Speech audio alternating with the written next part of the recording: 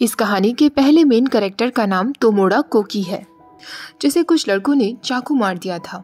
उसे लग रहा था कि वो मर चुका है, पर वो एक हेवन जैसी जगह पर आ गया था जहां उसका सामना एक ब्यूटीफुल एंजल से हुआ था। कोकी को ये सब पर विश्वास नहीं हो रहा था। उसे लग रहा था कि ये जरूर उसका कोई सपना है, वरना उसके जैसे अनलकी लड़के को एक एंजल के दर्शन कैसे हो सकते हैं। यहाँ से फर्स्ट एपिसोड की शुरुआत होती है जब हमें कोकी की लाइफस्टाइल के बारे में बताया जाता है। कोकी एक छोटे से डर्टी से रूम में रहता था। उसके पास एक सस्ता सा फोन था। अपनी जिंदगी चलाने के लिए वो एक कन्वीनियंस स्टोर में नाइट शिफ्ट किया करता था। कोकी के पास पैसे नहीं थे। वो जुआ खेलता था और जो भी पैसे मिल जाते थे उससे वो अल्कोहल लेता या फिर स्मोकिंग किया करता। उसकी लाइफ में ना ही फ्रेंड्स थे, ना उसका कोई लवर था। वो एक 30 साल का अनलकी मैन था। हमेशा की तरह इस रात भी वो अपनी नाइट शिफ्ट के लिए कन्वीनियंस स्टोर गया हुआ था, जहां उसका मैनेजर भी था। कोकी अपनी जॉब कर ही रहा था, तभी वहां 2 बदतमीज आवारा लड़के चले आ रहे थे जो किसी मिस्टर टाका की बात कर रहे थे। कोकी उनकी बातों को बहुत ध्यान से सुन रहा था। उन दोनों की बातों से लग रहा था कि वो गुंडे हैं। वो दोनों वहां आकर कोकी से बहुत ही बदतमीजी से बात करते हैं और उससे सिगरेट्स मांगते हैं। कोकी कोई जवाब नहीं देता तो एक लड़का कहता है, हम तुम्हारे कस्टमर्स हैं, तुम्हें तो हमारी पूजा करनी चाहिए। कोकी को गुस्सा तो बहुत आ रहा था, पर वो अपनी मैनेजर की तरफ देखता है। मैनेजर उसे इशारों में ही समझा रहा था कि उसे यहाँ कोई भी तमाशा नहीं करना। कोकी उन दोनों लड़कों से कहता है, क्या आप लोग थोड़ी देर के लिए मेरे साथ बाहर चलेंगे? जब दोनों बाहर आते हैं, उनमें से एक लड़का कहता है, तुम ओल्ड हो गए हो फिर भी इस जॉब को कर रहे हो। हम तो तुम्हें गाइड कर रहे हैं और तुम्हें सिखा रहे हैं कि किस तरह जॉब करनी चाहिए। अभी के अभी अपना मास्क उतारो और हमसे माफी मांगो। कोकी कोई तमाशा नहीं चाहता था, इसलिए वो मास्क उतारता है और उन दोनों से माफी मांग लेता है। तो उन दोनों में से एक लड़का कहता है, मैं तो इसे पहले भी मिल चुका हूँ, ये तोमोडा कोकी है। मैंने मिस्टर टाका से इसके बारे में सुना था। इसने ही अपने छोटे भाई को पाला था और उसे गुंडा बना दिया। खुद यहाँ पर कन्वीनियंस स्टोर में काम कर रहा है। ये तो अपने भाई से भी गया गुजरा है। सुनने के बाद कोकी को इतना गुस्सा आ जाता है कि वो उन पर हाथ उठा देता है। जब दूसरा लड़का भी उसके भाई के बारे में उल्टा सीधा कहता है, कोकी उसे भी बहुत मारता है। पर कोकी को नहीं पता था कि उसके हाथ में चाकू है। वो कोकी पर चाकू से वार कर देता है और अपने साथी को लेकर वहां से भाग जाता है। कन्वीनियंस स्टोर का मैनेजर जब बाहर आता है तो वो देखता है कोकी घायल पड़ा हुआ था। वो एम्बुलेंस को कॉल करने का सोचता है, पर वो खुद से कहता है, क्या ये जिंदा बच भी पाएगा या नहीं? कोकी जिंदा था और सोच रहा था, जब कोई घायल हो जाता है तो क्या उससे इस तरीके की बातें कही जाती हैं? मेरे मैनेजर में सच में बिल्कुल मानवता नहीं है। पर वो दोनों लड़के कौन थे जिन्होंने मुझ पर स्टेप किया, और उनकी हिम्मत कैसे हुई मेरे पास्ट के बारे में बात करने की? जैसे ही कोकी की आंखें बंद होती हैं, वो उस हेवन जैसी जगह पर आ जाता है और उसके सामने एंजल उसे दिखाई देता है। नेक्स्ट सीन में हमें दिखाया जाता है कोकी बच चुका था और उसके हाथ में उसका हॉस्पिटल बिल था। वो मन में सोच रहा था, मैं क्यों बच गया? इतना महंगा बिल, मैं इसे कैसे पे कर पाऊंगा? उसके सामने एक बोर्ड था जिस पर लिखा हुआ था, भगवान में विश्वास रखो, वो हमें प्रोटेक्ट करते हैं। वो घर जाते जाते सोच रहा था, मैंने एक एंजल को देखा जिसने मुझे उठाया था। शायद हेवन में जाना उतना भी टफ नहीं है जितना लोग सोचते हैं। ये मैं क्या बातें कर रहा हूँ? एंजल, गॉड, ये सब कुछ भी रियल नहीं होता। वो जरूर मेरा कोई सपना रहा होगा। पर जैसे ही वो अपने घर का दरवाजा खोलता है, उसके सामने वही एंजल बैठा हुआ था, जो उसे कहता है, तुमने कितना टाइम लगा दिया, मैं यहाँ इंतजार करते करते बोर हो रहा हूँ। तुम मुझसे एक बार मिल चुके हो, तुम्हें मैं याद तो हूँ ना? कोकी उससे कहता है, नहीं, तुम जरूर कोई चोर होंगे या कोई भिखारी होंगे। मेरे पास यहाँ कुछ नहीं है तुम्हें देने के लिए। हैलोवीन का समय चल रहा है, इसलिए तुम भेस बदल कर आए हो, पर तुम्हें यहाँ से कुछ नहीं मिलेगा, तुम कहीं और चले जाओ। एंजल कहता है, अगर मैं कोई चोर होता तो यहाँ बैठकर तुम्हारा इंतजार करता, जिससे तुम वापस आओ और मुझे पकड़ लो। कोकी उसके पंखों को टच करता है। एंजल एकदम पीछे हट जाता है। कोकी कहता है, तुम्हारे पंख तो बहुत सॉफ्ट है। एंजल कहता है, क्या तुम यूजुअली इसी तरह लोगों के पंख को टच करते रहते हो?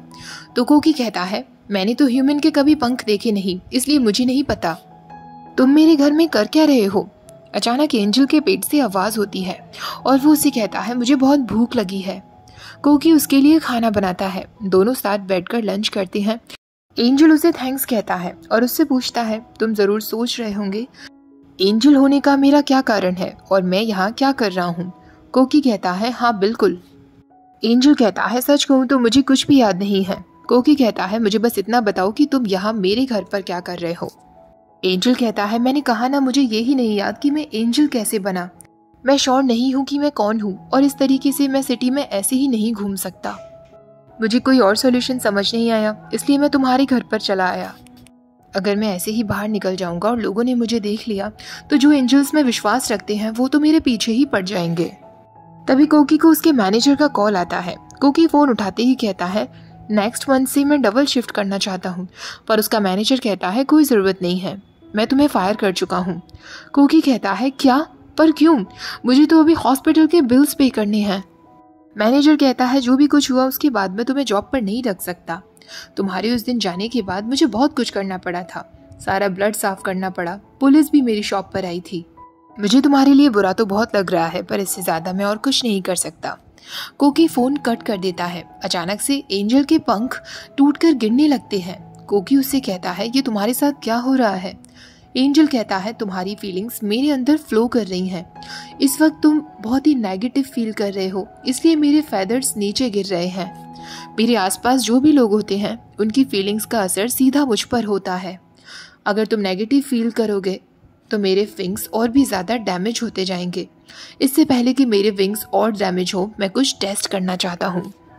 वो दोनों छत पर आ जाते हैं। एंजल टेस्ट करना चाहता था कि वो उड़ सकता है या नहीं।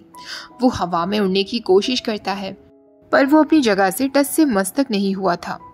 कोकी उसके फेदर्स को फिर से टच करने लगता है। इस बार वो सॉफ्टली उन्हें सहला रहा था, जिससे कोकी को बहुत सेंसिटिव फील हो रहा था। कोकी उससे दूर हटते हुए कहता है, तुम्हें मेरे पंखों के साथ बिल्कुल भी केयरलेस नहीं होना चाहिए। मेरे पंख का ये हिस्सा बहुत सेंसिटिव है। ये अभी वर्क जरूर नहीं कर रहे हैं, पर फिर भी तुम्हें इन्हें थोड़ी इंपॉर्टेंस देनी चाहिए। उसके बाद तुम्हारे जीवन में बहुत खुशियां आएंगी। यही तो एक एंजल का काम होता है। जब दोनों घर आते हैं, कोकी उससे कहता है, चलो एक बार को मैं विश्वास कर भी लेता हूँ कि तुम एक एंजल हो, पर इस बात का रीजन क्या है कि तुम यहाँ मेरे घर में मेरे सामने आए? तुम मुझे क्यों दिखे थे? मुझे तो लगा था कि मैं मर चुका हूँ, पर सडनली तुम मेरे सामने आ गए। एंजल उससे कहता है, तुम्हें थोड़ा रियलिस्टिक बनना चाहिए। सच कहूँ तो मैं यहाँ मदद के लिए आया हूँ, तुम्हारी मदद के लिए। तुम एक ऐसे आदमी हो जो अपने 30s में है, पर उसकी जिंदगी कभी भी अच्छी नहीं रही है। कोकी कहता है, तो इसीलिए तुम्हें यहाँ भेजा गया है। चलो इस बात को सच मान भी लेते हैं, पर अब तुम क्या करने वाले हो? तुम किस तरह मेरी मदद करोगे? एंजल कहता है, मैं यहाँ साफ सफाई कर दूंगा, तुम्हारे कपड़े कर दूंगा और तुम्हारे लिए खाना भी बनाऊंगा। तो कोकी कहता है, मुझे कोई सर्वेंट नहीं चाहिए।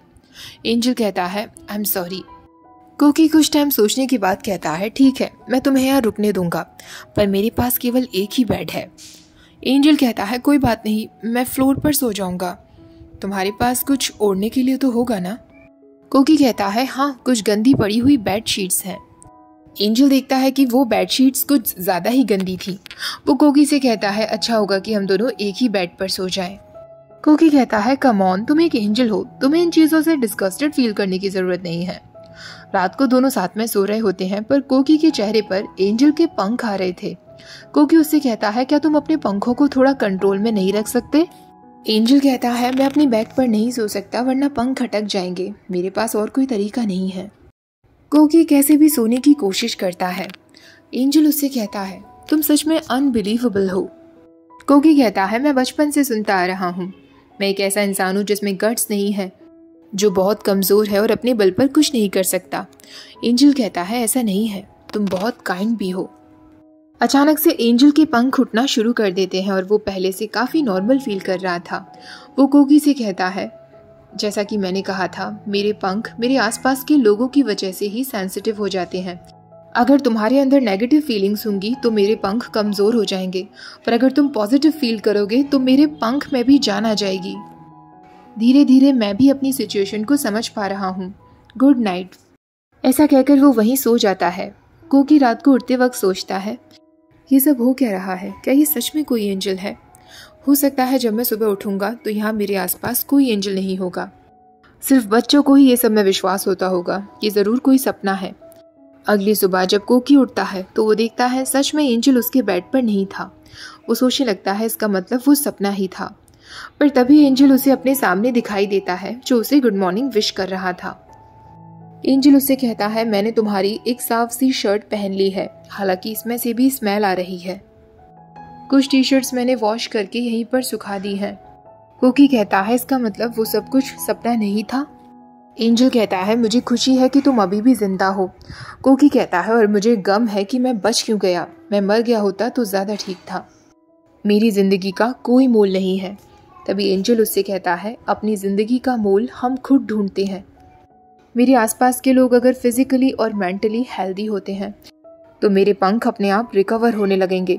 इसलिए जब तक मैं फिर से ना उड़ने लगूं, क्या मैं यहाँ तुम्हारे साथ रुक सकता हूँ? कोकी देखता है कि एंजल ने अपनी पैंट्स नहीं पहनी हुई थी। कोकी उससे कहता है हाँ, पर तुम्हें अपनी पैंट्स पहनना शुरू करना होगा।